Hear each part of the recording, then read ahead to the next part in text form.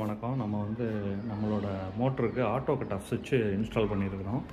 இதுதான் அந்த auto cut off சுவிட்சு. இதில் டைம் 20 நிமிஷம் நம்ம செட் பண்ணியிருக்கிறோம் இப்போதைக்கு.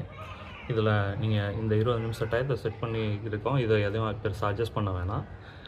இதில் ஃபஸ்ட்டு நம்ம மோட்ரு போடுறதுக்கு முன்னாடி இந்த ரெட் கலர் பட்டனை முதல்ல ஆன் பண்ணிக்கணும். ஆன் பண்ணிங்கன்னா இங்கே ப்ளூ கலர் லைட் எரியும். இங்கே லைட் எரிஞ்சதுக்கப்புறமா நம்ம பிரேக்கரை ஆன் பண்ணிக்கோங்க. க்ரீன் கலர் பட்டனை ப்ரெஸ் பண்ணிங்கன்னா மோட்ரு ஆட்டோமேட்டிக்காக ஆன் ஆகிடும். மோட்டரை யாரும் ஆஃப் பண்ண தேவையில்லை. அந்த டைம் வந்ததுக்கப்புறம் ஆட்டோமேட்டிக்காக மோட்ரு அதுவே ஸ்டாப் ஆயிரும்.